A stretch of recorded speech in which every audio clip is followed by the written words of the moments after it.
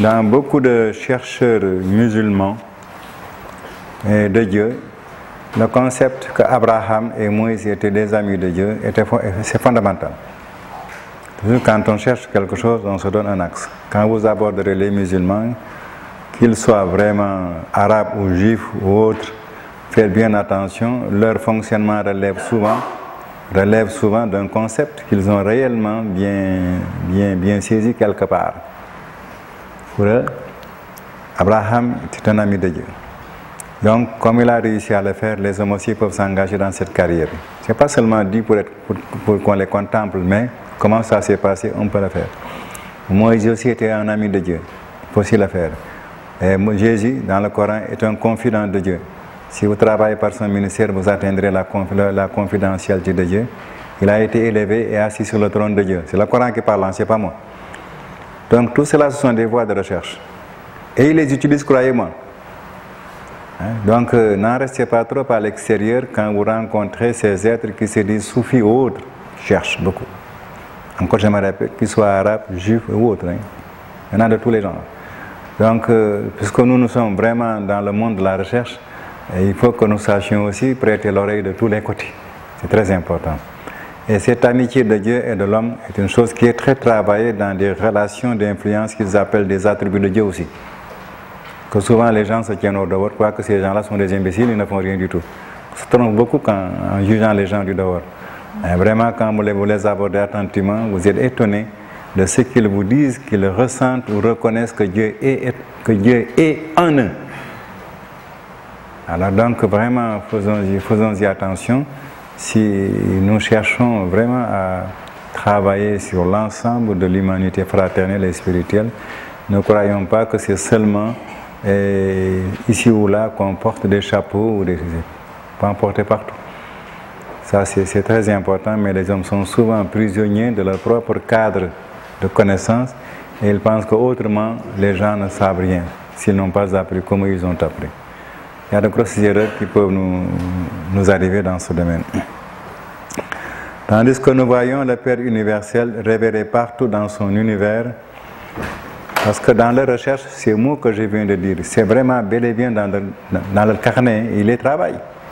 Ah oui, c'est bien noté. Tout ce qui est souligné ici entre guillemets, c'est dans leur carnet. Ils travaillent là-dessus. Ils ont leur façon de le faire. Et ils s'y consacrent, nuit et jour aussi. C'est pas à la légère, ils travaillent dur. Donc, quand même, faisons-y attention.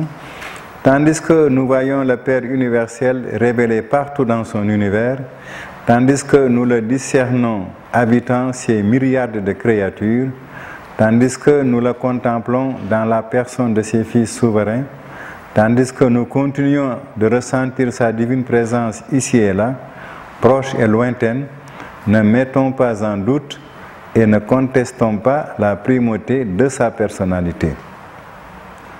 Malgré l'immensité de toutes ces distributions, Dieu reste une vraie personne et maintient perpétuellement une liaison personnelle avec la multitude innombrable de ses créatures et dispersées d'un bout à l'autre de l'univers des univers.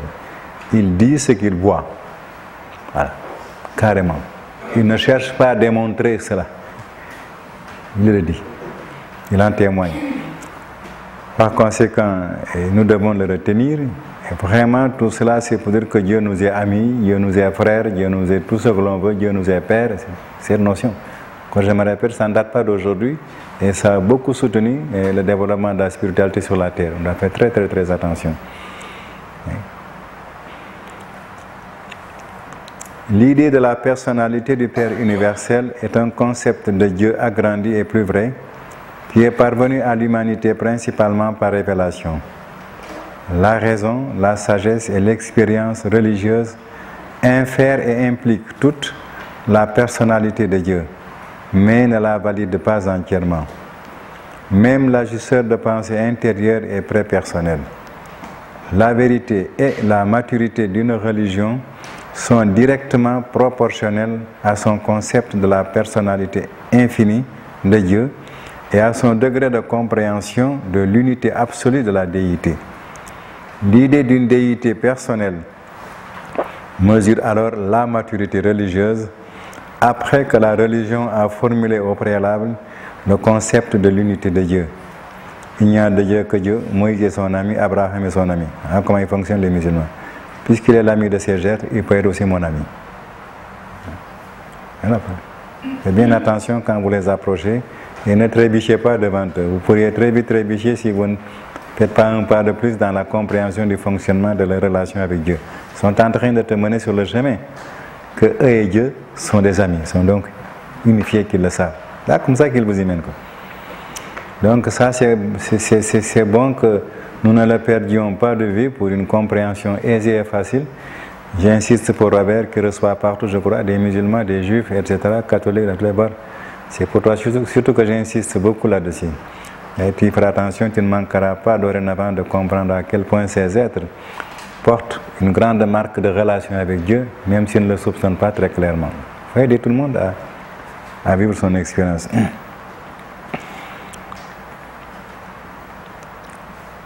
La religion primitive avait de multiples dieux personnels et ils étaient façonnés à l'image de l'homme. La révélation affirme la validité du concept de personnalité de Dieu, ce qui n'est qu'une simple possibilité dans le postulat scientifique d'une cause première et n'est suggéré que sous condition dans l'idée philosophique de l'unité universelle. C'est seulement par la voie de la personnalité qu'une personne peut commencer à comprendre l'unité de Dieu. Si l'on nie la personnalité de la source-cendre première, il ne reste qu'une alternative philosophique, le matérialisme ou le panthéisme. En contemplant la déité, il faut dépouiller le concept de personnalité de l'idée de corporéité. La personnalité n'a pas de forme. C'est un problème peut-être pour nous. Oui. Le panthéisme, c'est-tu que Dieu est partout ou que tout est Dieu? C'est quoi le panthéisme?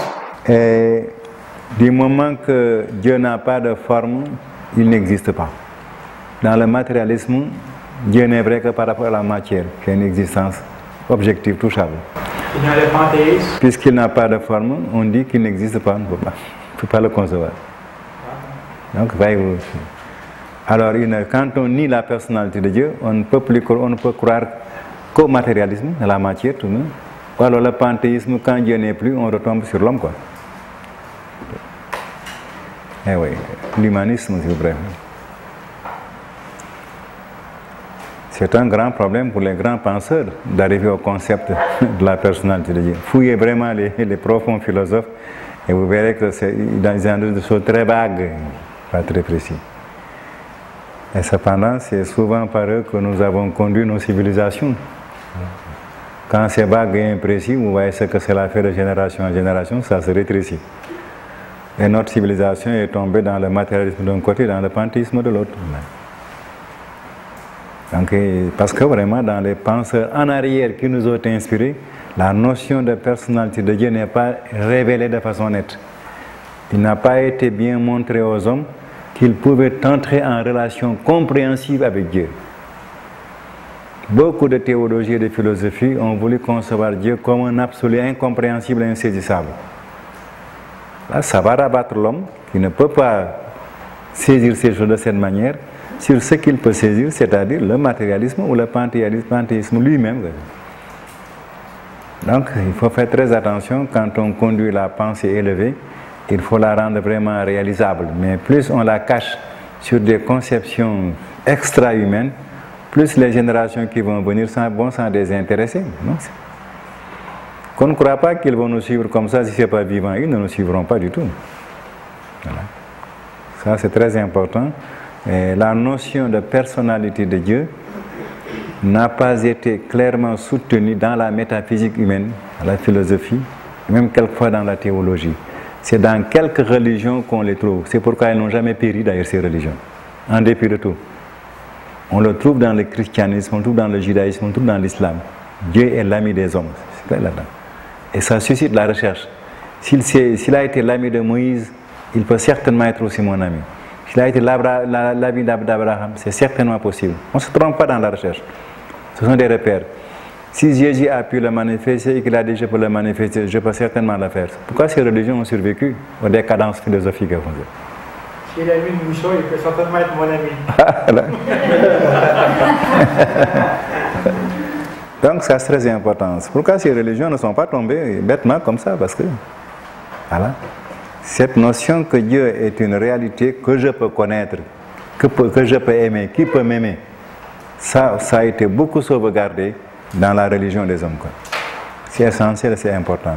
Si les hommes perdent cela, ils tombent dans le matérialisme ou dans le pantheisme. Il n'y a pas d'autre alternative. Parce qu'il faut bien qu'ils croient quelque chose. L'esprit que la matière ou eux-mêmes. Donc, ce sont des problèmes sur lesquels vous aurez sûrement l'occasion de réfléchir profondément et peut-être diriger des prières pour aider notre civilisation à se remettre véritablement sur sa vraie assise. Si l'homme ne peut pas être connu de Dieu et le connaître, la vie ne vaut pas la peine d'être vécue. C'est zéro. Il n'y a pas d'aboutissement, il n'y a pas de sortie. C'est le problème qu'il essaie lui aussi de soutenir dans notre conscience par voie de témoignage avec son maximum de force. Il est vraiment personnel, il est vraiment connaissable, il est vraiment compréhensible, etc. Donc, faisons attention à ces témoignages où il essaie de nous révéler par témoignage ce qu'il sait vraiment du Père par rapport à nous. En contemplant la déité, il faut dépouiller le concept de personnalité de l'idée de corporéité. Ni chez l'homme, ni chez Dieu, un corps matériel n'est indispensable pour une personnalité, qui n'a pas de forme vraiment. L'erreur de la corporéité apparaît dans les deux extrêmes de la philosophie humaine. Dans le matérialisme, l'homme cesse d'exister en tant que personnalité puisqu'il perd son corps à son décès. Dans le panthéisme, Dieu n'est pas une personne puisqu'il n'a pas de corps. Vous voyez bien le jeu. Le type supra-humain de personnalité progressive fonctionne dans une union de mental et d'esprit. Donc vraiment notre volonté qui cherche la volonté de Dieu. La personnalité n'est pas seulement un attribut de Dieu. Elle représente plutôt la totalité de la nature infinie, coordonnée et de la volonté divine unifiée, parfaitement exprimé en éternité et universalité. Autrement dit, Dieu est et il est vivant. Ce que nous avons toujours rencontré au départ. Un être ne peut pas être séparé de son attribut de vivant. Ça, c'est très important. Chacun peut imaginer la séparation des deux. Si je pouvais être sans vivre, sans vie, qu'est-ce que ça ferait? C'est impossible. Non plus être vivant sans être aussi, c'est impossible. Donc, pour nous attention, on est en train de nous le souligner ici. La personnalité n'est pas simplement un attribut de Dieu. Elle représente plutôt la totalité de la nature infinie coordonnée, la nature, et de la volonté divine unifiée, parfaitement exprimée en éternité et en universalité. Au sens suprême, la personnalité est la révélation de Dieu à l'univers des univers. Dieu étant éternel, universel, absolu et infini, ne grandit pas en connaissance et n'augmente pas en sagesse. Dieu n'acquiert pas d'expérience comme l'homme fini pourrait le conjecturer ou le comprendre. Mais dans les royaumes de sa propre personnalité éternelle, il goûte vraiment ces expansions continues de réalisation de soi qui sont dans une certaine mesure comparables et analogues à l'acquisition d'une expérience nouvelle par les créatures finies des mondes évolutionnaires. Donc le fait de se donner continuellement lui fait autant de joie que nous de le recevoir aussi, ça nous fait. Donc il essaie de nous faire comprendre. La perfection absolue du Dieu infini le conduirait à souffrir les affreuses limitations de la finalité non qualifiée, c'est l'absoluté de la perfection, s'il n'y avait pas le fait que le Père universel participe directement à la lutte de la personnalité de toutes les âmes imparfaites du vaste univers qui cherche avec l'aide divine à faire l'ascension des mondes d'en haut spirituellement parfaits. Cette expérience progressive de chaque être spirituel et de chaque créature mortelle dans tout l'univers des univers fait partie de la conscience de déité toujours croissante du Père concernant le cercle divin et sans fin de la réalisation perpétuelle de soi.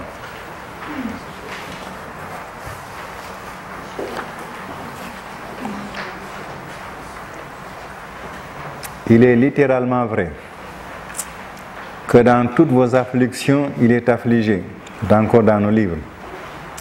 Dans tous vos triomphes, il triomphe en vous et avec vous, c'est encore dans nos livres. Son divin esprit prépersonnel est réellement une partie de vous. L'île du paradis répond à toutes les métamorphoses physiques de l'univers, des univers. Le Fils éternel inclut toutes les impulsions d'esprit de toute la création.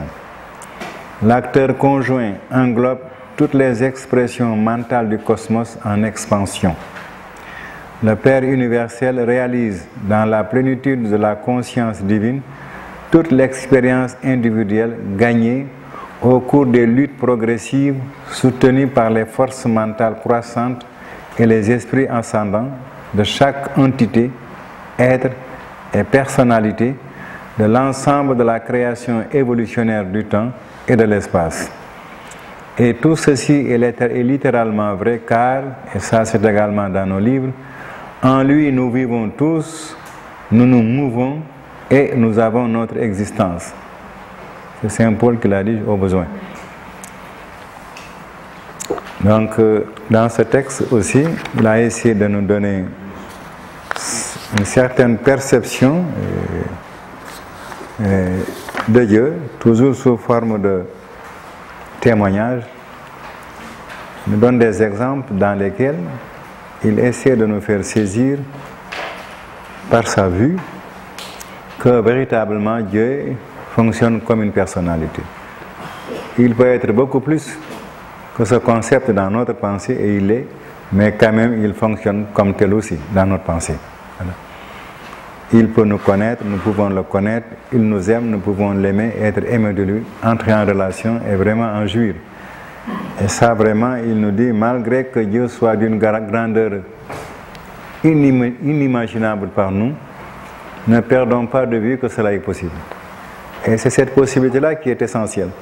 Car si nous perdons de vue complètement que Dieu est une personnalité qui vraiment se donne à nous, à qui on se donne, évidemment, nous tombons immédiatement dans l'erreur, c'est le matérialisme qui sera notre objectif, ou le panthéisme. Donc, ne perdons... Oui?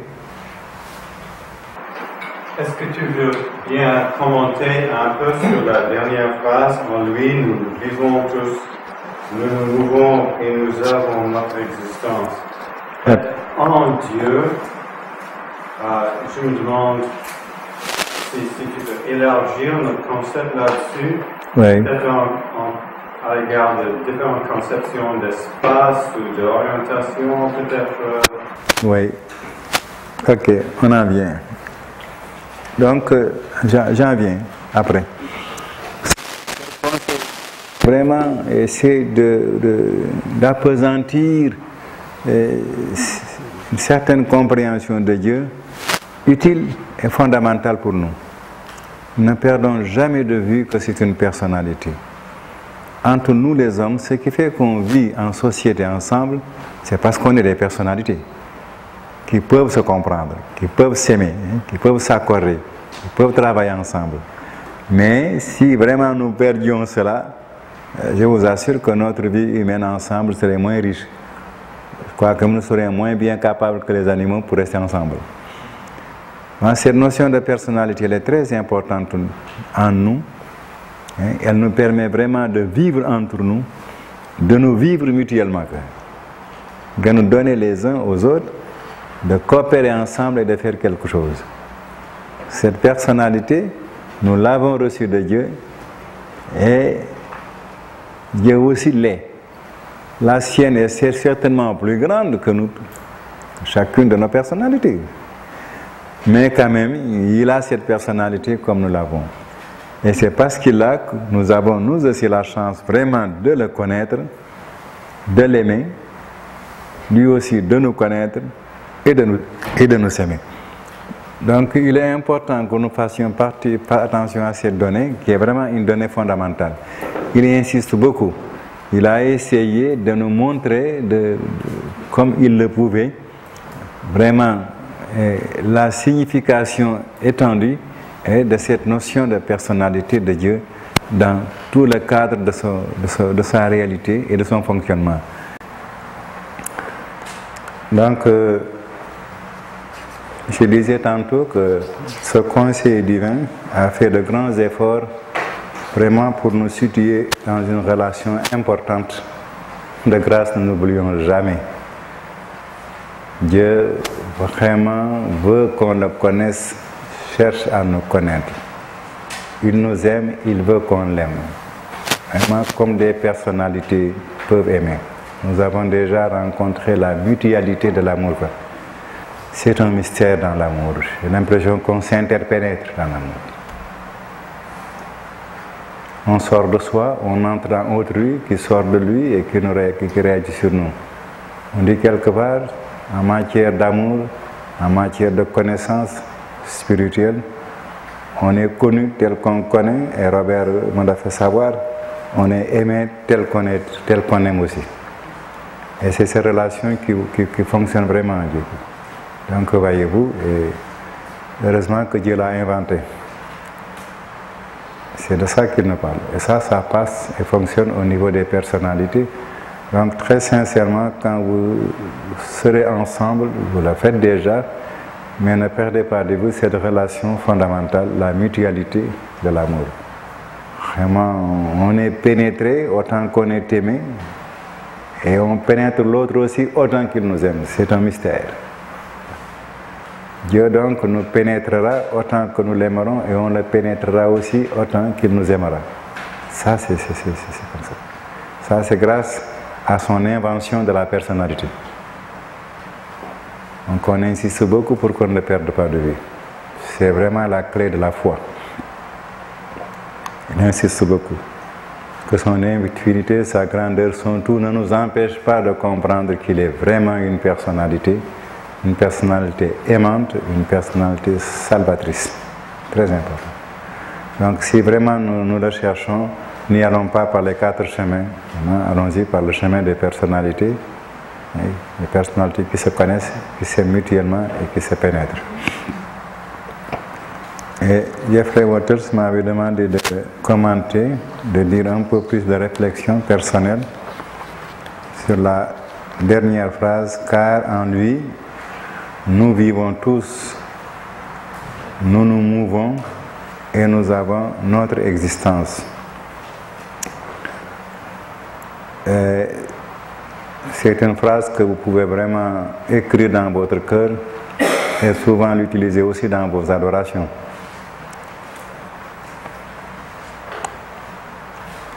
En lui, nous vivons tous.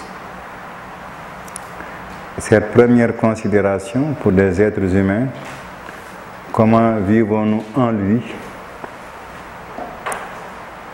Nous vivons sur cette terre qui est vraiment sa création, cette terre de Dieu, cette terre vient de Dieu.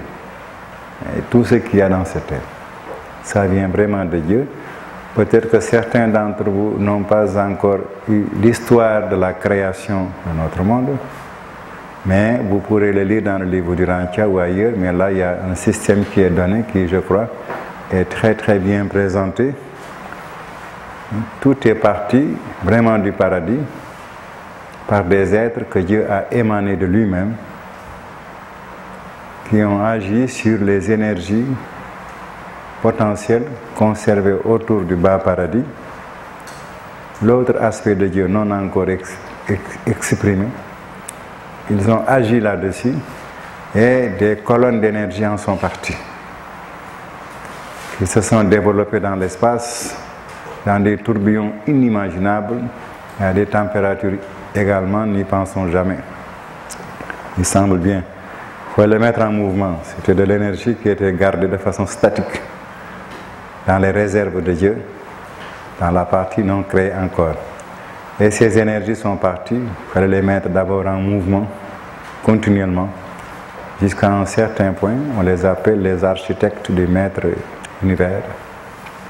Ces êtres sont les concepteurs de l'organisation de l'espace. Il semblerait qu'ils l'auraient conçu jusqu'au bout déjà, mais que nous voyons apparaître morceau après morceau les différentes parties.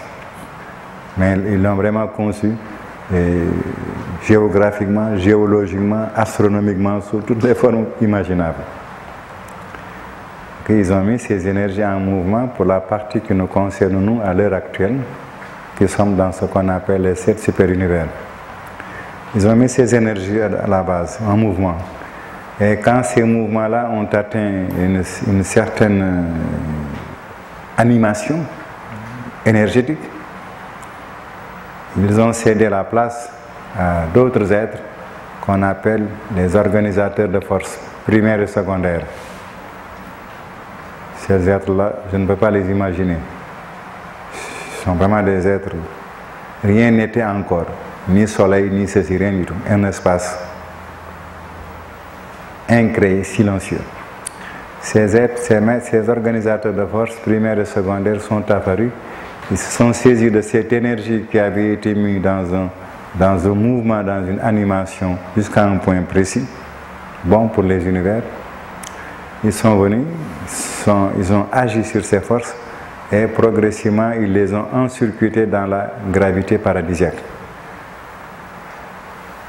Vous verrez toujours en lisant les informations dans ce livre que Dieu travaille avec des sphères, toujours des mondes sphériques qui tournent toujours autour du paradis. Bien avant ça, il y avait encore d'autres sphères qui étaient créées, qui tournaient autour du paradis.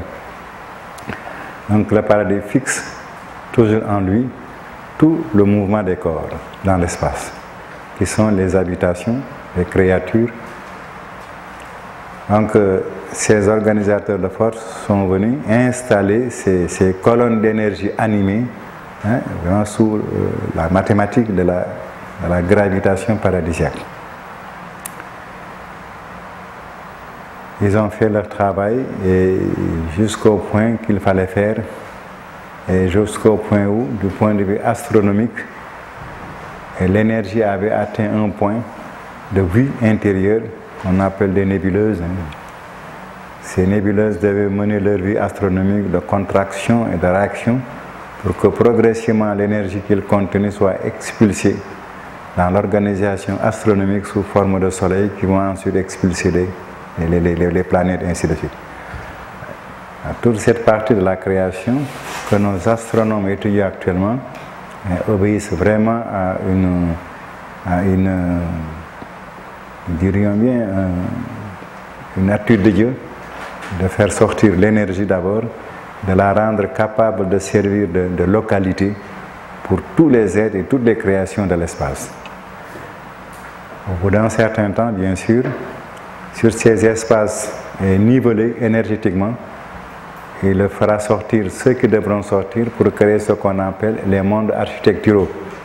Les mondes dont les créations sont issues des plans de Dieu, non pas des plans astronomiques, mais des plans de Dieu, avec des êtres qui y participent, et les super-univers et les univers locaux se mettront en voie de création aussi, qui sont des mondes architecturaux. Nous, nos mondes suivent une courbe astronomique, mais bien avant nous, et plus largement que nous, il y a ce qu'on appelle les mondes architecturaux, qui sont remplis de créatures de toutes sortes. On a l'occasion d'en parler, mais nos mondes apparaissent dans ce cadre, et pratiquement plus loin, en dehors de ces mondes architecturaux et tout autour. Les mondes humains. Et quand nos planètes ont surgi des soleils, encore je me répète, dans un plan précis de création voulu par Dieu. Donc la planète Terre n'est pas sortie d'un hasard quelconque, c'est vraiment sorti d'une volonté précise de Dieu, et elle a fonctionné dans les plans d'organisation et de manifestation de Dieu jusqu'à ce qu'elle soit comme elle est, là où elle est. Cela a attendu son temps de refroidissement pour que la vie soit possible. Et un jour, comme vous l'avez lu il n'y a pas très longtemps, la vie humaine a pu être implantée sur Terre. Donc là où nous vivons, c'est vraiment un domaine qui a été voulu par Dieu et qui est sorti des plans de création de Dieu.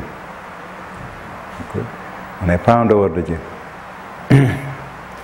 Donc nous sommes en lui sur le plan de l'espace. Ce sont ces énergies organisées dans cet espace terrestre qui qui font que nous y avons la vie que nous y avons. C'est lui aussi qui a implanté cette vie que nous avons à travers des acteurs créés de sa part, qu'on appelle les porteurs de vie, qui sont créés entre les responsables de l'univers local et les responsables du super-univers. Les porteurs de vie sont des créatures qui sont issues de l'action de ces deux niveaux. Eux sont des agents, des biologistes capables, des techniciens, des ingénieurs capables effectivement de travailler sur la production de notre corps selon notre monde, les mondes planétaires, les mondes évolutionnaires. Ils ont fait les choses ici selon que cette planète était. Ils ont utilisé ces énergies géologiques de base quand elles étaient assez bonnes pour implanter une race humaine. Alors ils ont fait le travail. Nous sommes sortis de cela. Donc voyez-vous, nous vivons dans un cadre bel et bien créé par Dieu. Même si nous ne le savons pas tout à fait clairement, c'est quand même par Dieu que nous vivons ici. Ça fait partie de Dieu. Le monde Urantia fait partie de Dieu, il le connaît. Et ce monde ne disparaîtra jamais, ça fait partie des mondes qu'il a voulu et qui existent. Et ce monde est bien sorti de Dieu, des énergies divines, de la pensée de Dieu, de la volonté de Dieu. Donc nous sommes vraiment bien en lui. Et si nous réfléchissons, est-ce que c'est seulement ici que nous serons en lui? Nous nous dépêchons de répondre non. Ici, c'est une partie d'un vaste espace où il a prévu qui lui appartient, différencié, et où nous vivrons au fur et à mesure. C'est d'ici jusqu'au paradis. Vous m'avez entendu parler de la sortie du paradis, des super-univers, des univers locaux, nos mondes évolutionnaires entiers. De la même manière aussi, nous connaîtrons tous ces espaces que Dieu a créés. Tout ça, ça sort de Dieu. Aucun n'est sorti de nulle part que de Dieu. Dans tous ces espaces également, nous vivrons, et jusqu'y compris même le paradis lui-même et la pierre centrale du paradis où il nous attend. Donc, du point de vue de l'espace et de nos existences dans les espaces, il a déjà tout prévu, et partout, nous vivrons en lui. Il prendra des dispositions pour que partout nous soyons accueillis comme il convient, mais toujours en tant qu'être vivant, et vivant sa réalité là-bas. Donc, nous serons toujours en lui. Nous aurons toujours la vie. Et nous y mourrons. C'est-à-dire que nous y vivrons, nous y manifesterons tout ce qu'il a prévu que nous manifestions dans une dynamique qu'il a également prévue, qui est la dynamique de la progression. Et quand nous l'aurons trouvé au paradis, évidemment, il va dire bravo, c'est très bien, vous m'avez découvert sur un certain aspect, vous allez continuer encore à me découvrir sur d'autres aspects d'espace, d'expérience, de mouvement, etc. Et à chaque fois, ce n'est pas la peine de s'en faire, il nous donnera l'existence et la vie qui conviennent. Partout, il nous en dotera. Et ainsi, nous sommes appelés à disposer de lui des existences jusqu'à l'infini, à nous mouvoir dans ces manifestations variées jusqu'à l'infini, jusqu'à l'absolu. Vraiment pratiquement sans fin, sans jamais de fin. Donc je pense que oui. De façon limitée, on peut penser que ça s'applique à l'être suprême, dans lequel on vit, que l'on fait, même quand nous... Cela peut s'appliquer dans... À l'être suprême. Oui, tu as raison. Bien sûr, j'ai voulu employer des images pour des gens qui peut-être n'ont pas encore maîtrisé ce concept. Et j'ai voulu également satisfaire Jeffrey Bottles qui m'a demandé de faire un commentaire, donc de montrer, de nous faire imaginer au maximum l'étendue de ces variations. Voilà un peu, Jeffrey. Oui. J'aimerais me permettre ma petite vision dans ça. Quand j'ai lu cette phrase-là tout à l'heure, pour moi, ça répondait à ce que les adjuvants font avec moi. Oui, déjà, oui.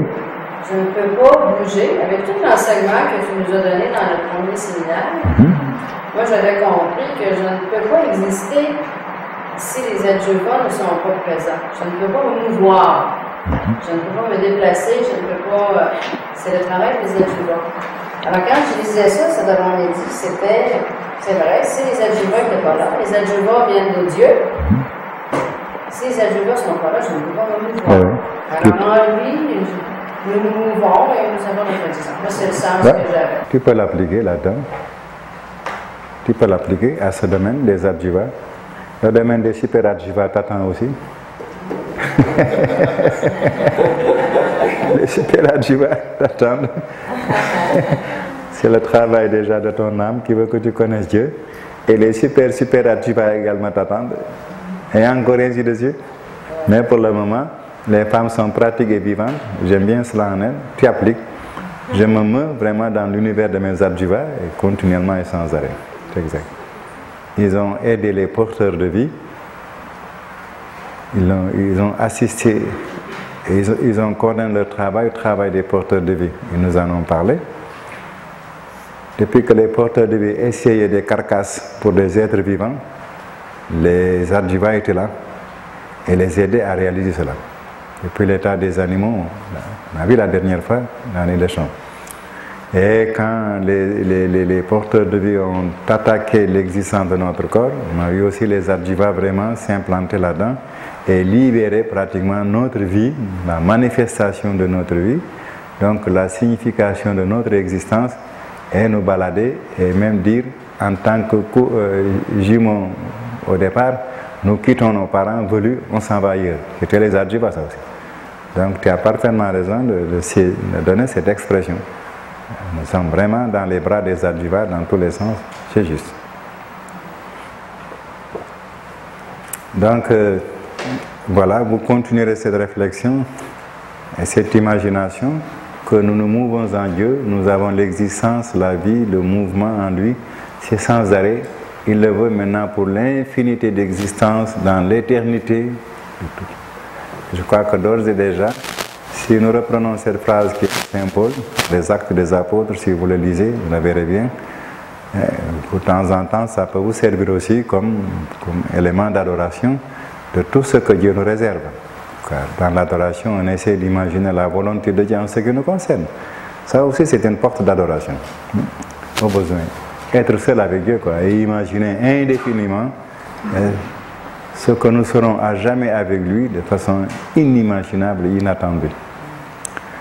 Ça peut donc aussi marcher.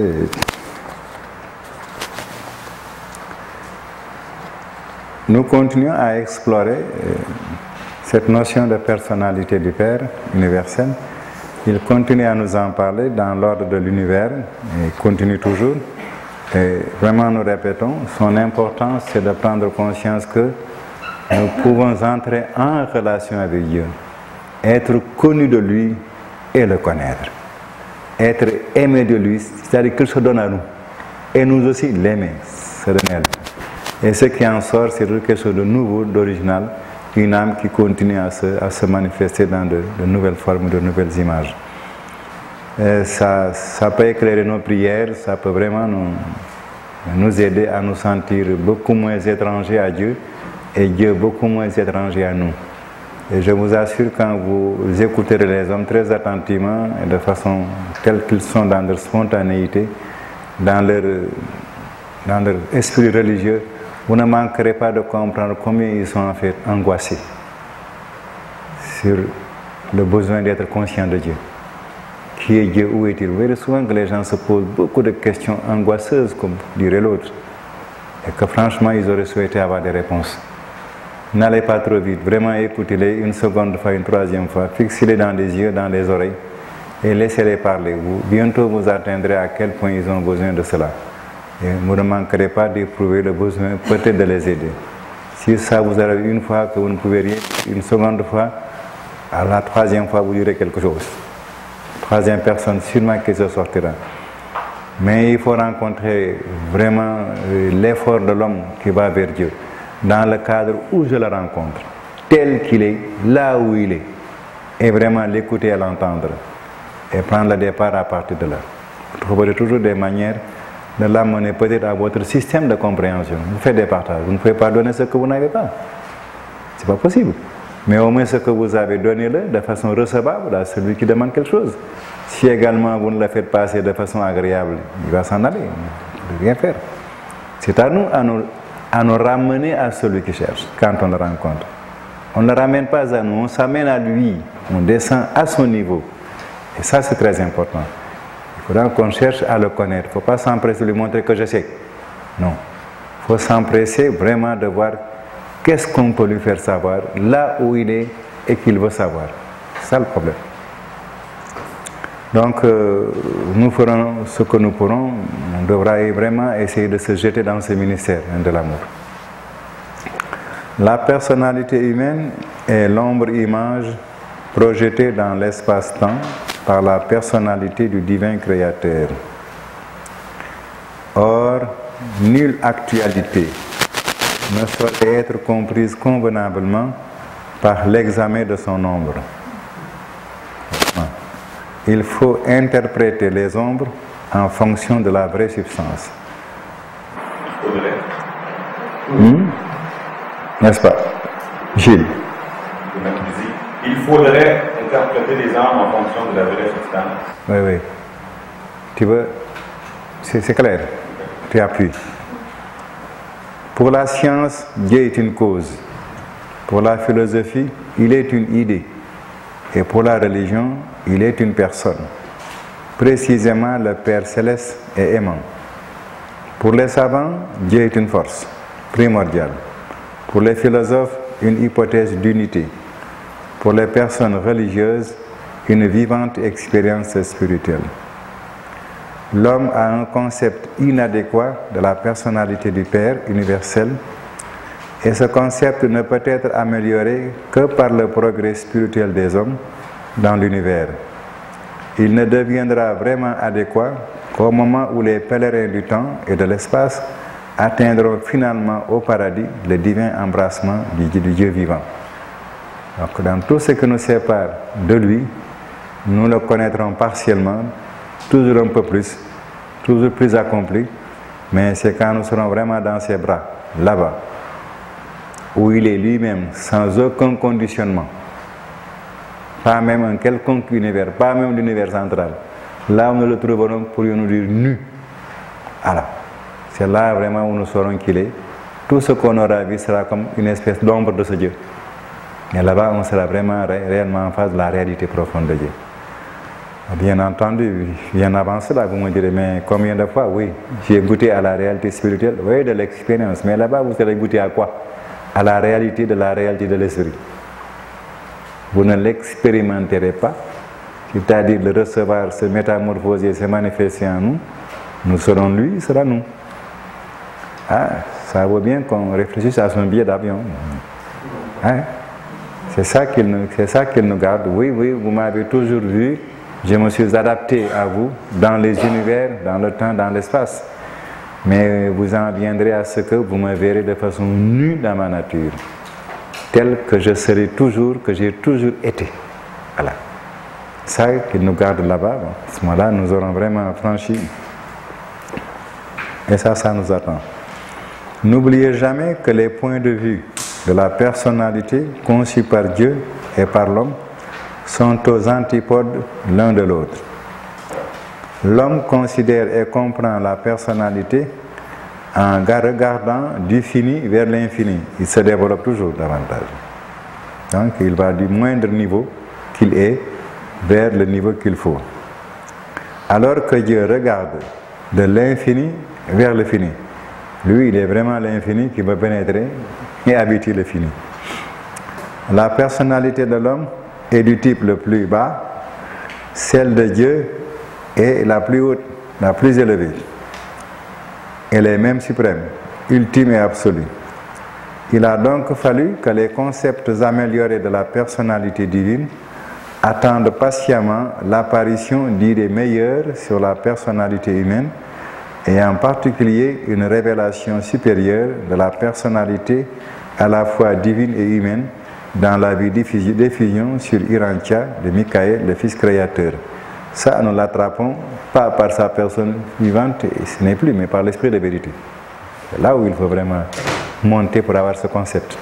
Où est Jésus vivant? Pas là du tout. Il a voulu révéler, et c'est ça qui est dans l'esprit de la vérité, l'esprit qu'il nous a laissé. C'est un moyen supplémentaire pour atteindre la relation d'intégration de Dieu à l'homme et de l'homme à Dieu. Il a appuyé. Donc là aussi, ne nous trompons pas en croyant qu'il faut le laisser sur une croix pour y comprendre quelque chose. Ce n'est pas vrai du tout. C'est l'esprit de cette vérité qu'il a amplifié en possibilité de compréhension à notre niveau. Quelle vérité? La vérité que l'homme et Dieu doivent fusionner. Voilà la vérité. Donc faisons-y bien attention et ne nous trompons pas. C'est très important. Oui. Comment ça rentre, ça s'adapte, si vous voulez, avec l'ajusteur, l'esprit de vérité? Oui, c'est une très bonne question car beaucoup de gens ne l'éclaircissent pas. L'esprit de l'adoration, quand j'adore Dieu, très bien, mon être est mis dans une situation d'ouverture à l'endroit de Dieu. Ouverture. L'adoration en tant qu'adjuvant n'est pas Dieu, mais c'est une activité de mon mental pour m'ouvrir à Dieu. L'esprit de vérité également, c'est une activité de mon être intérieur qui va être Dieu, qui m'ouvre davantage à l'intuition de la réalité divine. C'est pour que Dieu passe. C'est aussi un canal de manifestation. C'est un canal de manifestation. Donc tu as bien raison de le dire. Et beaucoup de gens se perdent un peu là-dessus. Quelque part dans le livre du Ranchia, on vous dit c'est un moyen d'adaptation de l'homme à Dieu. Il faudra bien faire attention quand vous lisez ces choses. Les gens en ont fait quelque chose d'autre, je sais très bien. Presque une réalité qui agit et qui parle. C'est une influence adaptative de la personnalité humaine dans la recherche de son unification avec Dieu. La vérité, c'est ce phénomène même de Dieu qui se fait homme et l'homme qui se fait Dieu. Et l'esprit de vérité est une influence qui aide cette adaptation. Comme l'adoration est un esprit qui m'aide à m'ouvrir vers la nature de Dieu, mais n'est pas Dieu aussi. L'esprit de vérité s'applique à notre univers local seulement. Et mieux que ça, pour le cas de Jésus qui s'est effusé pour notre planète. Mais chaque planète, ah oui, chaque planète recevra un fils agonal qui fera la même chose là-bas que Jésus a fait ici. Chaque planète. Chaque planète porte une humanité particulière. Voyez bien le jeu. Qui a donc sa caractéristique de recherche de Dieu. Il faut adapter les choses à cela. Et au niveau des autres créatures de l'univers local, chaque créature a reçu aussi l'effort que Jésus devait lui porter. Les Melchisédek. Il a fait cette effusion, mais au niveau de chaque créature, il a amplifié ce travail de recherche d'unification avec Dieu en eux. Mais chaque planète recevra un fils d'effusion. Il ne l'a pas fait pour toutes les planètes à la fois, non. Il l'a fait pour cette planète Urantia. Les autres planètes qui existent, chaque planète, un fils abonal s'incarnera un fils d'effusion et portera à faire le même travail que Jésus a fait ici. Oui. Ils disent aussi que tous les planètes qui avaient déjà reçu un fil d'effusion, leur esprit de vérité fut teinté de l'esprit de vérité de Michael. Oui. Quand ils feront cette effusion sur ces planètes, ces fils abonal, lisez bien les informations là, mais lisez attentivement et ne décrochez pas vos yeux de l'information que vous n'ayez saisi au besoin de tous les détails. Ils vont s'incarner aussi, hein, comme Michael s'est incarné ici. Ouais. Comme un bébé, ils vont grandir et faire le travail comme ça. Ouais. En leur temps, comme Michael a reçu l'ordre de s'occuper des affaires de son père, eux aussi, ils recevront l'ordre. Et ils s'y mettront et ils travailleront comme Michael a travaillé ici sur la terre, en s'adaptant à la planète en question. Et quand ils auront fini leur travail, vraiment, l'ouverture de la pensée humaine à travers eux et à travers les hommes de leur époque, une question d'adaptation. Quand ils auront vraiment fait ce travail-là, ils remonteront au paradis pour que Dieu accepte leur effusion et redescendront à l'univers local, s'accorderont à l'esprit de Michael en tant que chef de l'univers local et l'esprit de vérité sera libéré aussi pour cette planète. Faites bien attention, il ne l'a pas fait pour toutes les planètes, il l'a fait seulement pour celle-ci. ailleurs c'est autre qui va, mais c'est exactement le même résultat. L'esprit de vérité, quand il est diffusé sur une planète, elle contribue, comme une civilisation contribue à la socialisation d'un individu, un esprit de civilisation, et l'esprit de vérité également contribue à l'effort des hommes d'expérimenter leur unification avec Dieu. Et ça passe aussi nécessairement par l'Esprit Saint. Ah, obligatoirement. Il n'agit pas seul, non, c'est pas possible.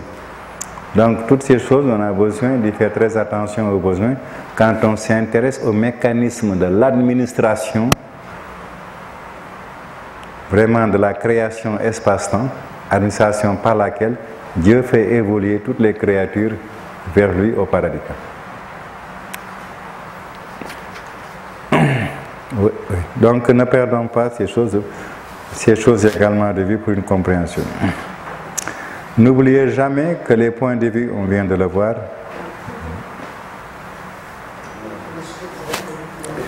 l'Esprit divin prépersonnel qui habite le mental humain apporte par sa seule présence la preuve valable de son existence réelle, mais le concept de personnalité divine ne peut être saisi que par la clairvoyance spirituelle résultant d'une expérience religieuse personnelle et authentique. Ça vraiment nous devons le souligner. Notre effort qui nous paraît banal et ordinaire de vouloir ressembler à Dieu, cependant c'est la clé de tout. L'homme a tendance à se moquer de lui, à se laisser étonner par des choses qu'il ne comprend pas ou qui le dépassent. Cependant, il a la clé de sa fortune entre ses mains. On a toute tendance à croire que c'est rien du tout. C'est voir Gabriel qui est important, c'est m'accrocher à Melchisedec. Tout ça, ce sont des erreurs vraiment et des faussetés. Cette petite volonté que nous avons vraiment d'aimer Dieu sincèrement et de l'attendre, c'est la grande clé. Il n'y en a pas d'autre. Donc faisons-y attention. Et tous les êtres supra-humains sont intéressants, on les verra. On les verra aussi quand on sera supra-humain, ce sera encore plus intéressant. Mais vraiment, nous n'en serons pas moindres, nous ne serons pas plus petits que nous. On aura tout un Dieu en nous et qui se manifeste en nous. Il est bon que les hommes se consolent très rapidement de la consolation que Dieu leur a apportée, Dieu étant né. Franchement parlant. Il n'y en a pas plus que Dieu. Très important.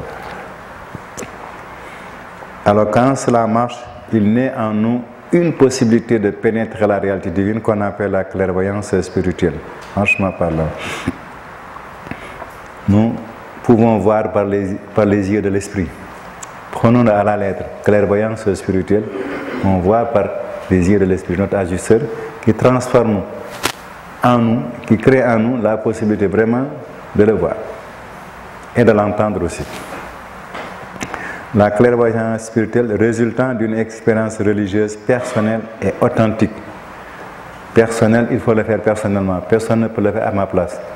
Qu'on ne croit pas que Jésus va me sauver les bras croisés, ce n'est pas vrai du tout. Il faut que je me mette à l'œuvre. C'est la grande erreur des catholiques. Que l'on croit aussi que croire à Mohamed suffit pour que j'aille au paradis, c'est absurde. Il nous a largement prévenu dans le Coran.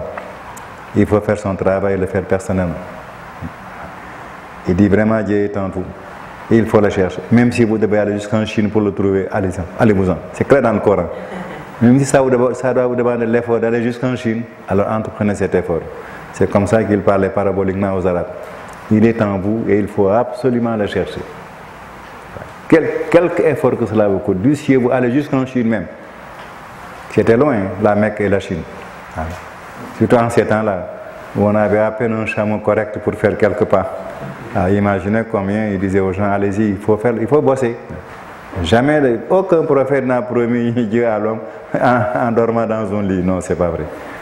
Tous nous ont dit vraiment au travail, au travail, au travail. Et ce travail, il est personnel, il n'est pas magique. Franchement. Il n'est pas magique. Sa magie, c'est alors la capacité de notre personnalité à aimer Dieu et à recevoir la réponse. Et quand ça vient, nous savons qu'il nous répond. Il nous a en même temps le moyen de le comprendre. Il n'y a pas de doute, nous avons la clairvoyance spirituelle. Quand vous parliez en partage de ce que vous aviez réussi, vous étiez en train de parler par la clairvoyance spirituelle. Voilà, cette faculté était là. Ce n'est pas plus compliqué que ça. Le problème, c'est de la développer. Il n'y a pas de mystère. Souvent, les hommes ont trouvé, depuis fort bien longtemps, Dieu en eux, mais ils ne le savent pas très bien. Il est important de les encourager vraiment Vous l'avez trouvé, allez-y, ne vous arrêtez pas. Vérifiez, ça va toujours venir et davantage revenir. Et ça, c'est important. Encourager son frère, c'est vraiment important, car beaucoup d'hommes ont déjà franchi, sont déjà dans le royaume des cieux, mais ils ne le savent pas. Et c'est quand même dommage, parce qu'ils pleurent, alors que déjà ils sont consolés ou consolables. Et ça, c'est important. Toute personne, humaine ou divine, est susceptible d'être connue et comprise entièrement en dehors des réactions externes ou de la présence matérielle de cette personne. On l'avait un peu rencontré dans le deuxième séminaire. Pour une amitié entre deux personnes, un certain degré d'affinité morale et d'harmonie spirituelle est essentiel. On avait dit que l'amour était mutuel. Vous vous souvenez au deuxième séminaire. Tout ça, ça revient. Tout la même chose. Quel que soit celui qui parle. On ne sort pas des auberges. Une personnalité aimante ne peut guère se révéler à une personne dépourvue d'amour. Donc vraiment, si vous voulez servir votre frère, attendez qu'il y ait entre vous des atomes crochus. Allez, attendez qu'il vous le demande. Et oui, comme disait l'autre, ne jetez pas la sagesse à des perles, à des pourceaux. On doit, quand j'ai dit on doit, si vraiment on l'aime et qu'il ne sait pas encore qu'on détient un bien pour lui, mais que nous avons discerné que ce bien vraiment est de bon aloi, ça lui ferait. Richard, plutôt, oui, tu peux parler? Edouard? Oui, oui. Moi, il y a quelque chose qui me chicote depuis tantôt, là. Quand on a lu, l'homme considère et comprend la personnalité en regardant du fini vers l'infini, alors que Dieu regarde du fini, de l'infini vers le fini. Je comprends que moi, j'ai l'éternité pour regarder du fini à l'infini. Mais Dieu de l'infini au fini, il peut finir ça tout de suite, là. Comment il fait? Hein? Comment il fait? Bien? Il peut arrêter ça tout de suite, puis là. Il paraît ça. De l'infini, Dieu, il est là, il est dans l'infini. Oui. Il regarde vers moi le fini. Oui, oui, elle t'espionne. Ben, oui, mais il peut dire aussi que c'est fini. Oui. Il ne prendra pas l'éternité pour me regarder. Non. Ça me prend l'éternité. Mais lui, non. Oui, quelqu'un va apporter une réponse à ça. Yvon, donc vas-y. Ça à ton fils, ou? Tu as compris? Pierre, c'est pour répondre ou bien? Il a dit qu'il a déjà compris.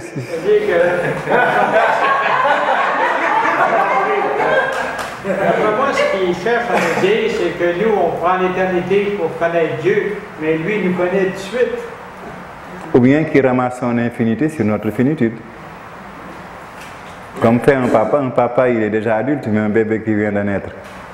Et cependant, le papa et la maman ramènent leur grandeur de parents mûrs à ce que l'enfant qui est dans le berceau, ce dont il a besoin.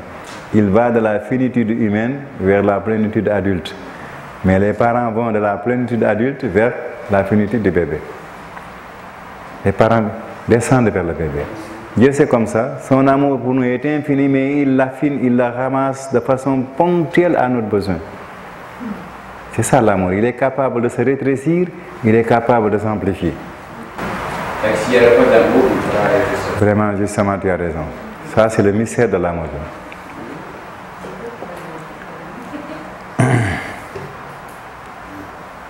On était en train de réfléchir ou de parler d'agir. Sur la limite, oui, sur l'étroitesse de l'espace qui est entre le respect de l'autre et puis le fait de l'aimer, de s'aimer. Oui, je disais que si vraiment on est avec quelqu'un, quelquefois, regardez bien les hommes, vos amis, vos camarades de travail, de bureau, n'importe où. Vous ne manquerez pas de vous rendre compte qu'il y a vraiment des gens excellents. Mais si vous parlez un peu de Dieu, il ne vous écoute plus dans les intéressants. Ou alors de façon très sommaire, tout juste pour vous respecter, mais il passe sur autre chose. Ça peut peut-être vous chiffonner parce que vous voyez tellement de qualités chez ces hommes et vous voyez que ces hommes ne s'intéressent pas avec ces qualités à ce que cela pourrait leur donner, ce qu'ils pourraient moissonner davantage. Vous pouvez tellement l'aimer, peut-être que le phénomène vous attendrait. Dans tous les cas, ne rejetez pas. Nous disons rapidement, on n'est pas du même bord, on ne regarde pas la même chose. Ce n'est pas ça la réaction normale. Mais c'est la réaction courante. Bon, c'est son affaire. C'est vraiment pas la bonne réaction quand on est entré dans le fonctionnement de l'amour de Dieu. On peut tout de suite, en regardant cette personne et en voyant ses talents, ses capacités, se mettre à prier Dieu pour lui. Surtout que je le vois souvent, je n'ai qu'à prier Dieu pour lui. Je peux être étonné qu'au 3e jour, au 4e, au 5e, brusquement il me pose une question qui nous amènera à parler de Dieu. Voilà. Donc j'aurais vraiment ouvert la possibilité que Dieu l'intéresse par mes prières. À ce moment-là, bien sûr, j'interviens. C'est pourquoi j'ai dit, on doit. Si vraiment la personne est digne de notre amour, nous devons faire quelque chose. Et ce quelque chose, c'est de prier Dieu silencieusement, sans rien dire. Mais dans tous les cas, ne le jugeons pas en dehors, bon, c'est son affaire, on ne se ressemble pas. Non, ça c'est pas comme ça que ça se passe du côté vraiment du ciel. Surtout quand moi je connais déjà Dieu. Si je suis un cancre comme lui, bien sûr, je réagis comme un cancre. Je n'ai rien à lui apporter, je ne sais rien, je ne veux pas plus. Mais quand je sais quelque chose du côté de Dieu, c'est différent. Mon agisseur attend que je joue sur la contrepartie spirituelle. Voilà. Sur l'autre aussi. Ça nous suit partout. On l'a dit, partout où nous sommes, au quotidien, partout où nous sommes, il est avec nous, et dans tout ce que nous faisons, il agit avec nous. C'est le moment. Surtout quand on demande la permission opportune à son agisseur. Évidemment, ce n'est même pas la peine de demander la permission, son agisseur le veut bien. C'est une façon encore très gracieuse et très élégante de multiplier le travail de mon agisseur par celui de son agisseur. Et les effets peuvent encore être beaucoup plus grands. C'est autant que ma pensée est ouverte, intelligemment à ce que Dieu fait, que Dieu agit. Ça vraiment, je dois y faire attention. Autant ma personnalité est ouverte à ce que Dieu fait, autant Dieu réagit ou les dieux réagissent. Voyez-vous combien donc il est important d'être dépourvu de préjugés, de suspicions, etc. Car vraiment la pensée pure, car toujours Dieu se manifestera. Vraiment, la pensée pure, c'est comme ça. Toujours Dieu, on verra toujours Dieu se manifester. Donc quelquefois il est bon que nous nous ressaisissions et que nous corrigions nos conduites sociales, qui peut-être avaient été arrangées jadis et pouvaient être utiles. Mais dans le cas où je m'intéresse à Dieu, je dois progressivement redresser mes réactions sociales à l'égard des personnes. Ça c'est vraiment important. Surtout quand je veux progresser facilement, il faut que comme on dit, que je détruise le vieil homme. Ça c'est le vieil homme. Quand le nouvel homme est né, il y a un vieil homme qu'il faut abandonner. Qu'il faut oser abandonner quand même. Il faut s'en séparer. Au fur et à mesure, c'est l'homme social que j'étais, le moi social comme dirait d'autres, ou l'ego dans d'autres sens, n'a qu'il appelle comme ça en psychanalyse, ou encore tout ce qu'on veut.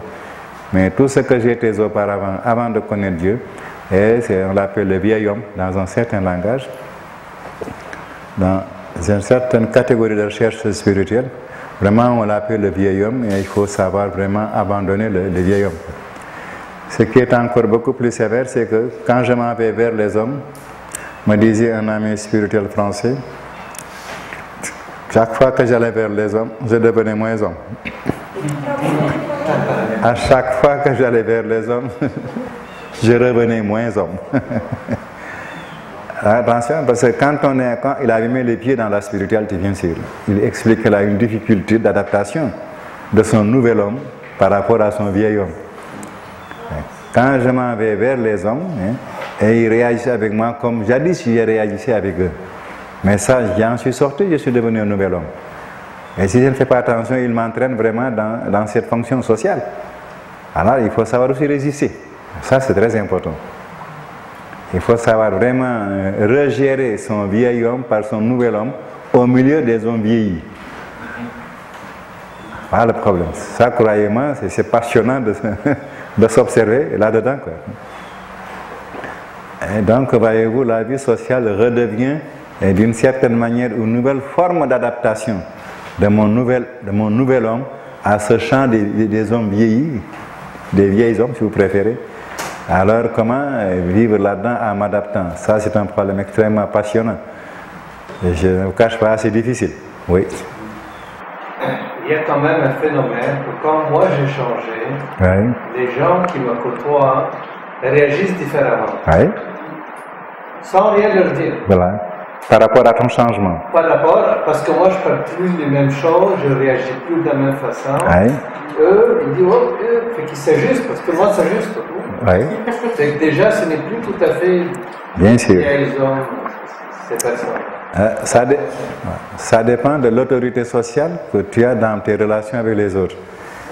Si ta relation nouvelle, d'abord, est bonne, bien présentée aux gens, mais qu'ils comprennent quand même que comme tu es devenu meilleur, qu'ils n'ont aucune pertinence à vouloir te ramener en arrière et qu'ils ont besoin de toi, ben, ils joueront le jeu, ils s'adapteront à toi. Et tant mieux d'ailleurs. De cette façon aussi, on peut provoquer des débuts de changement chez les autres. S'ils commencent à s'ajuster tel que je suis, je multiplie les prières pour qu'ils deviennent ce que je suis aussi. C'est une bonne porte, c'est une bonne manière aussi de traîner vraiment beaucoup d'hommes par cette voie sociale. Donc on était en train de dire que pour une amitié entre deux personnes, un certain degré d'affinité morale et d'harmonie spirituelle est essentiel. Une personnalité aimante ne peut guère se révéler à une personnalité dépourvue d'amour. D'amour de la vérité, bien sûr. Donc faisons attention, ne jetons pas des perles à des pourceaux à moins de les transformer en des êtres humains réels. Ça c'est très important. Même pour qu'un homme approche la connaissance d'une personnalité divine, il faut qu'il consacre totalement à cet effort tous les dons de personnalité dont il est nanti. Une dévotion partielle et sans enthousiasme sera inefficace. Alors, si nous voulons de Dieu par curiosité, ou ceci, Dieu ne réagira pas. Du tout. Ce n'est pas entraînant, ce n'est pas motivant, ce n'est pas sincère, ce n'est pas correct. Mais si nous le voulons sincèrement dans notre cœur, ça va fonctionner. Mieux un homme se comprend complètement lui-même et apprécie les valeurs de personnalité de ses compagnons, plus il aura soif de connaître la personnalité originelle et plus ardemment, cet homme connaissant Dieu s'efforcera de devenir semblable à la personnalité originelle, Dieu qui est en nous. On peut discuter des opinions sur Dieu, mais l'expérience en lui, c'est à souligner, et avec lui, existe au-dessus et au-delà de toute controverse humaine et de la simple logique intellectuelle. Vraiment, vivre Dieu, c'est au-delà de toutes les discussions d'intellectualistes. Méfiez-vous-en. Servez-vous-en avant, mais si vous voulez vraiment connaître Dieu, déposez ces choses et vivez directement Dieu. C'est ça qu'il est en train de nous dire.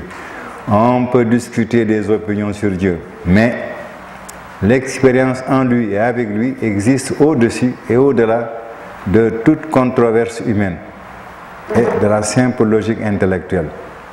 Donc il faut vraiment y faire attention. Ne croyons pas que c'est par des débats intellectuels que j'arriverai à la connaissance de Dieu. Cette opération de connaissance de Dieu est autre, c'est une expérience. Il faut vraiment savoir sortir de l'intellectualisme et entrer dans l'expérience personnelle de Dieu. Discutez-en, on peut en discuter avant, mais ces discussions ne nous mèneront pas à Dieu. C'est en train de nous prévenir, et ça je vous assure, j'en jurerai bien par mon âme. Alors discutons si on veut, mais arrêtons-nous si on veut le connaître, laissons les discussions de côté. L'expérience de la connaissance de Dieu ne passe pas par les discussions intellectuelles. Même si par hasard ça peut éclairer quelque chose. Il faut y aller vraiment par expérience. L'homme qui connaît Dieu décrit ses expériences spirituelles non pas pour convaincre les incroyants, mais pour édifier et satisfaire mutuellement les croyants. Voilà. On n'est pas chargé de rendre, d'amener tous les hommes incroyants à Dieu. Ça, non. Du tout alors. Lorsque cette erreur arriva à Mahomet, c'est dans une sourate du Coran, que les gens de Médine l'avaient attaqué, partout il avait la guerre, et que ces gens croyaient qu'il fallait imposer la foi. Vous savez, les religions connaissent tous ces moments fanatiques. Dans une sourate du Coran, on lui a dit, occupe-toi de ta foi et laisse les autres croire à ce qu'ils croient.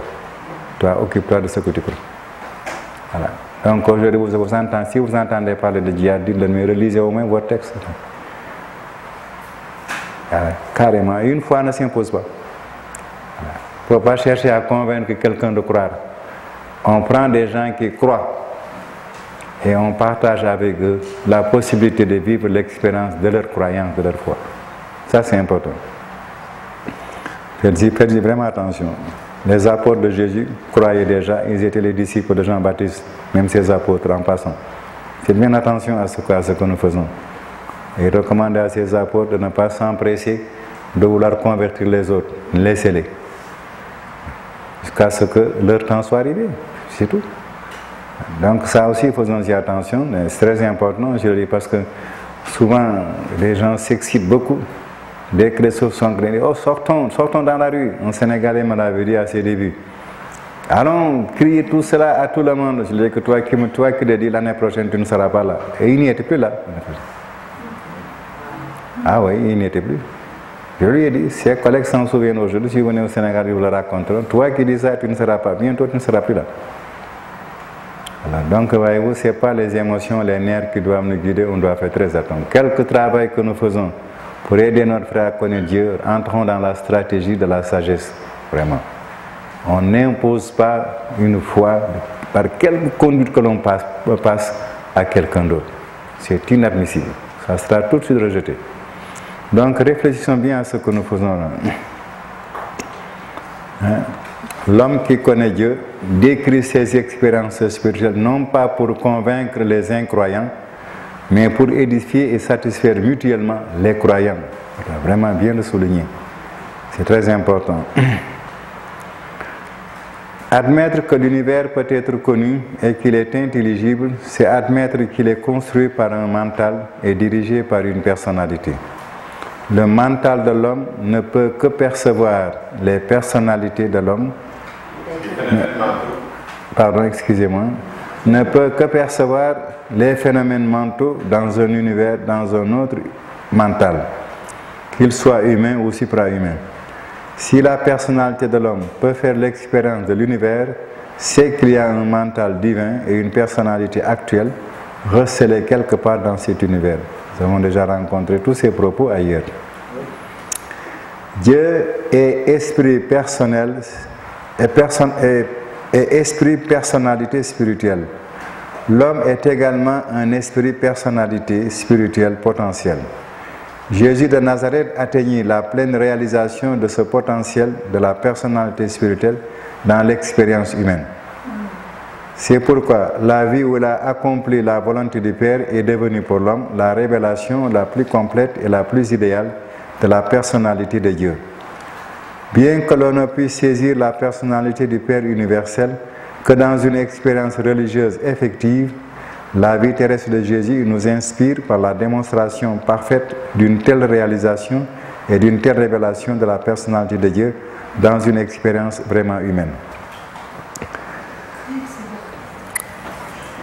Nous finissons ce texte de réflexion d'un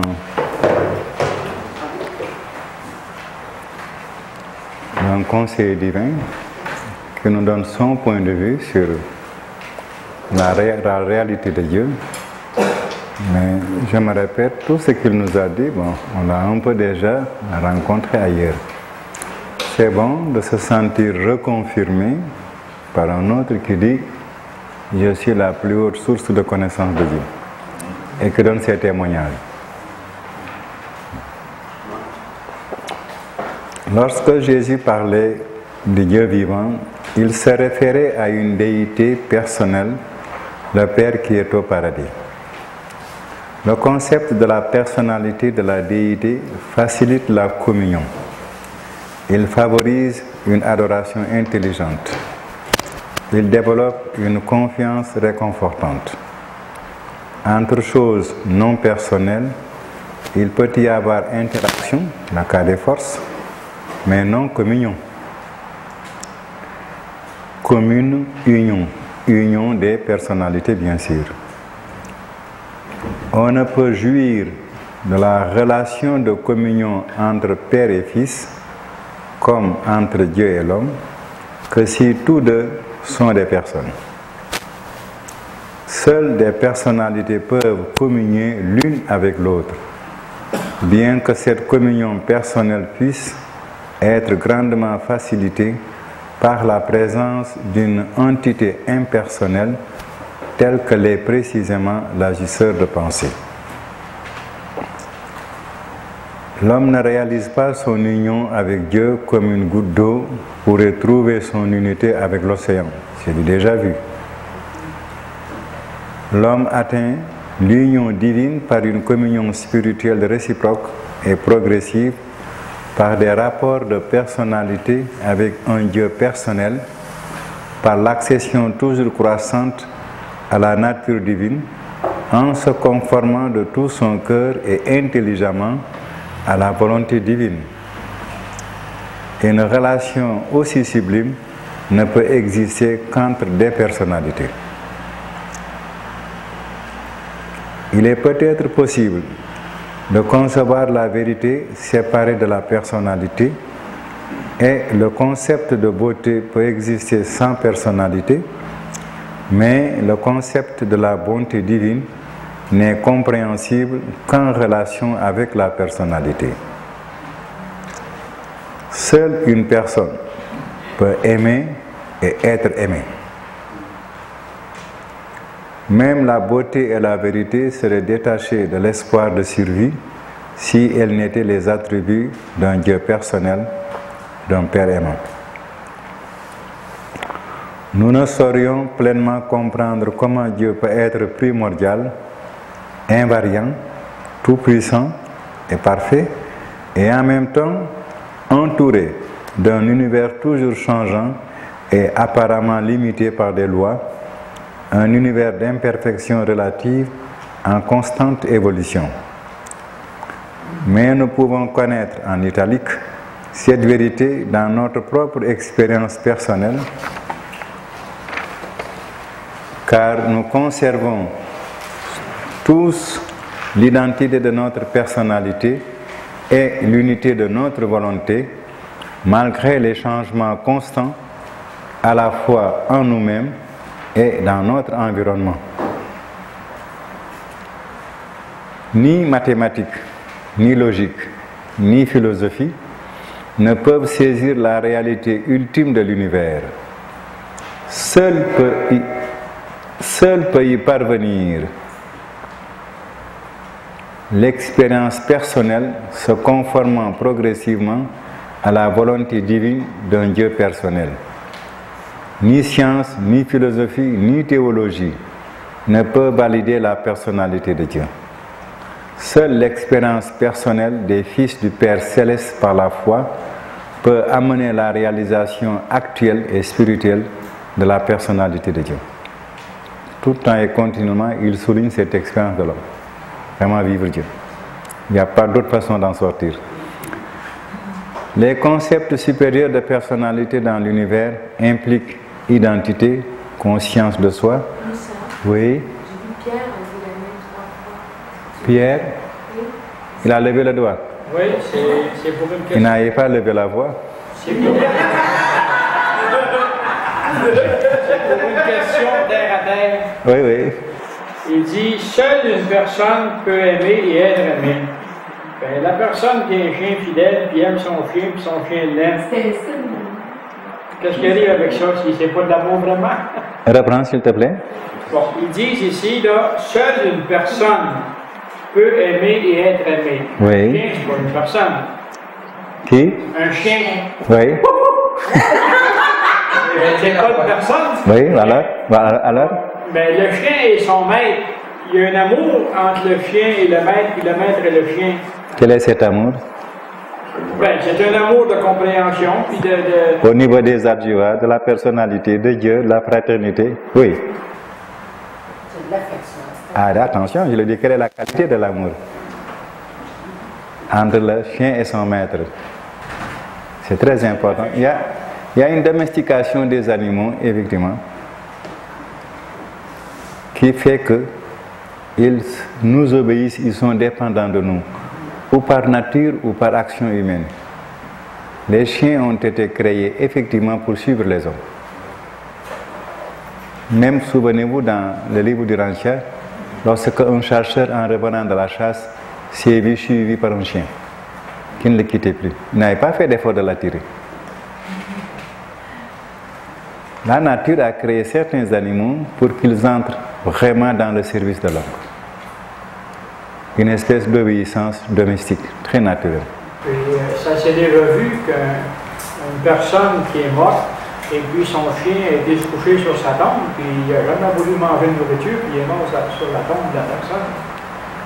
Oui, oui. C'est une fidélité de nature que Dieu a créée chez certains animaux pour nous.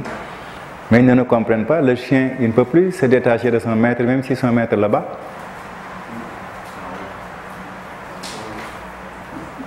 Et vraiment, quand un maître abandonne son chien, si on y prend garde, le chien risque de mourir aussi.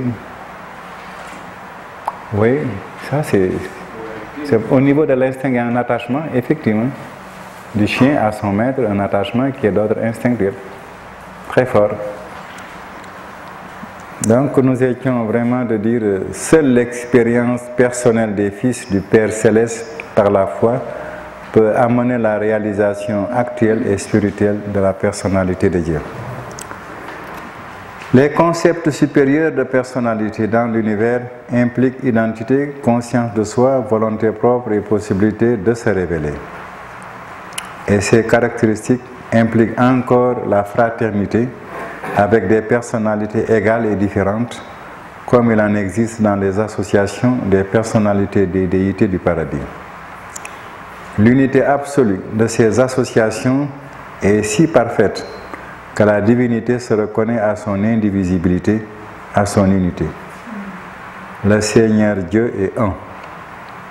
L'indivisibilité de la personnalité n'empêche pas Dieu d'effuser son esprit pour qu'il vive dans le cœur des hommes mortels. L'indivisibilité de la personnalité d'un Père humain ne l'empêche pas d'engendrer des fils et des filles mortelles. C'est une notion quand même sur laquelle il y a de quoi insister parce que ça fait problème. Beaucoup de gens ont rejeté la Trinité parce qu'ils disent que Dieu ne peut pas se diviser. Voilà. L'islam ne se régale pas vraiment de ce concept, il refuse. Je sais que la manière dont ils l'ont reçu, et Jésus, Dieu et Marie, ça leur paraissait insolite et insupportable. Ils ont rejeté la Trinité. Je ne sais pas si le judaïsme ne l'a jamais accepté, mais difficilement. Pas dans la Bible, mais dans d'autres livres. Ouais. Et donc cette notion de l'unicité de Dieu a aussi entraîné chez certains penseurs l'indivisibilité de Dieu. Et donc la notion de la Trinité, dans une approche de divisibilité, on doit faire attention quand on veut l'expliquer à des gens. Si vraiment vous divisez un chocolat en 3 parties, chaque partie est plus petite. Or, le phénomène que Dieu puisse s'effuser, se reproduire, n'enlève en rien que ce qu'il a produit lui est semblable. Donc, quand on va avoir de la notion de l'indivisibilité de Dieu et en même temps la notion de sa capacité de s'effuser, il faut le faire avec beaucoup de délicatesse, sinon on peut heurter beaucoup de concepts là-dessus. C'est pas très facile. Peut-être que vous serez amené à enseigner la notion de Trinité à des personnes, que dans la formation spirituelle des Sénégalais, comme on y est passé. C'est pourquoi je vous dis, quand cela vous arrivera, armez-vous de beaucoup d'aide avec Dieu. Mais cette notion de Trinité, de trinitisation de Dieu, n'est pas très facile dans le concept de beaucoup de personnes qui conçoivent que Dieu est unique, il est vraiment indivisible. Mais ici, on nous le dit, et pour que l'image puisse être retenue par notre être, il le rapproche du fait que des parents peuvent se reproduire dans leurs enfants plusieurs fois sans cesser d'être eux-mêmes. Beaucoup de secrets de Dieu sont déjà très vérifiables au niveau de l'homme. Mais on ne le soupçonne pas toujours. C'est parce que nous avons Dieu le Père en nous, qu'on possède beaucoup de talents répétitifs du comportement de Dieu, même à l'ordre matériel. Ça, souvent, vous pourrez utiliser cela pour donner à l'individu un certain phénomène de l'effusion de la divinité. Les hommes s'effusent en leurs enfants et peuvent avoir plusieurs enfants sans pour cela épuiser nullement leur possibilité de s'effuser encore. Oui, Pierre? Oui, parce que c'est une copie d'eux-mêmes qu'ils donnent. Oui. Ils n'ont pas eux-mêmes. Le spermatozoïde, disons, c'est une copie de la moitié des gènes du père. Puis dans l'ovule, il y a aussi une copie de la moitié des gènes de la mère. Oui. Entre à eux deux, la femme et l'homme constituent l'humanité, l'homme.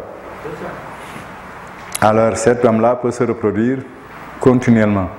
Souvent je me dis, si c'était un seul être androgyne, qui à la fois donne la grossesse à l'autre, le supporte, comment ça se passerait sur la terre? Ce ne serait pas drôle, je crois. Il a eu certainement raison de nous avoir séparés. Hein? Voyez un peu les choses avec l'état de guerre et de vie primitive, de solitude et consorts. Si c'était vraiment, parce que quelquefois dans la philosophie grecque, on a voulu imaginer ça.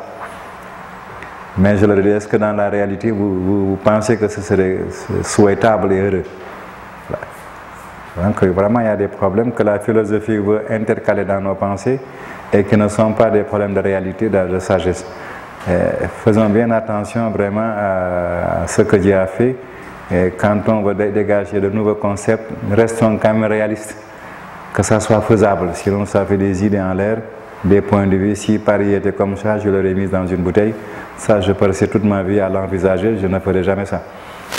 Donc, il faut faire très attention à ces points de vue conceptuels, c'est très important.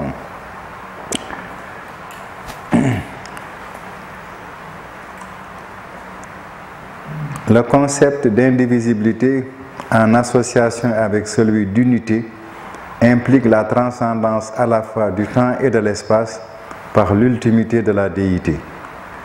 En conséquence, ni le temps ni l'espace ne peuvent être absolus ou infinis. La source centre première est cette infinité qui transcende d'une manière non qualifiée tout mental, toute matière et tout esprit. Ce sont des concepts difficiles parce que ça va vers l'ultime et nous sommes dans le suprême. On ne l'a même pas encore atteint. On n'a pas encore la pensée de suprématie.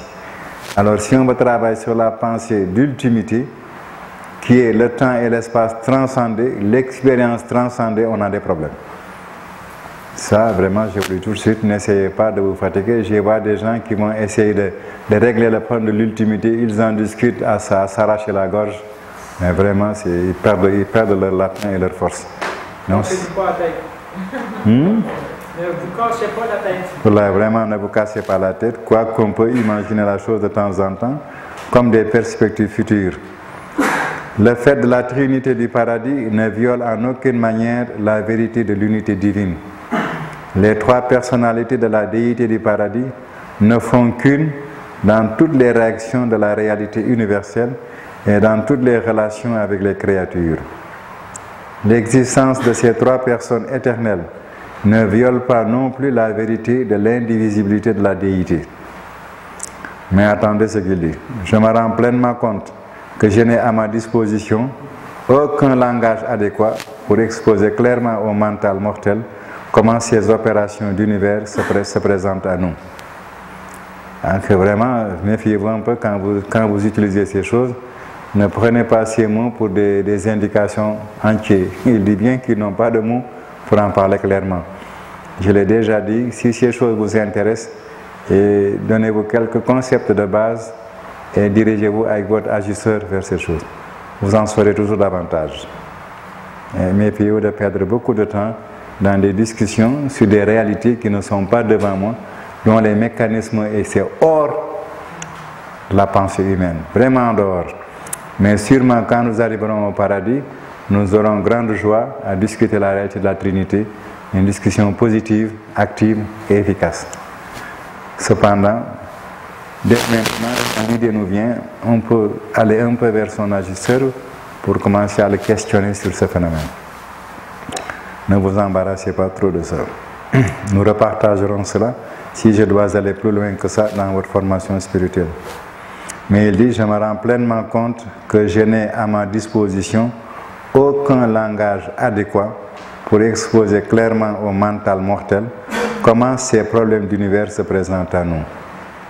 Mais il se dépêche d'ajouter, mais ne vous découragez pas, même pour nous, même pour les hautes personnalités appartenant à mon groupe d'êtres paradisiaques, la totalité de ces choses n'est pas entièrement claire. Rappelez-vous toujours que ces profondes vérités concernant la déité se clarifieront de plus en plus à mesure que votre mental se spiritualisera au cours des époques successives de la longue ascension des mortels vers le paradis. Donc, nous prenons un peu notre mal en patience et rien n'y fait, ça n'empêche pas qu'actuellement la plénitude de la joie de connaître Dieu soit chez moi excellente, sans réserve.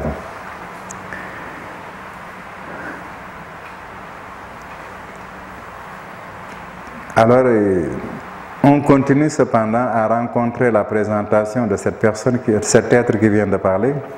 Ceci est présenté par un conseiller divin, membre d'un groupe de personnalités célestes, désigné par les anciens des jours du Versa, siège du 7e super-univers, pour superviser dans la révélation qui va suivre les portions concernant les affaires qui débordent les frontières de l'univers local de Nevadon. Et il parle. J'ai mission de parrainer ces fascicules décrivant la nature et les attributs de Dieu parce que je représente la plus haute source d'information disponible à cet effet dans n'importe quel monde habité. J'ai servi comme conseiller divin dans chacun des 7 super-univers et j'ai longtemps résidé au paradis, au centre de toutes choses. J'ai maintes fois savouré le plaisir suprême de séjourner dans la présence personnelle immédiate du Père universel. Je dépeins la réalité et la vérité de la nature du Père et de ses attributs avec une autorité indiscutable. Je sais de quoi je parle.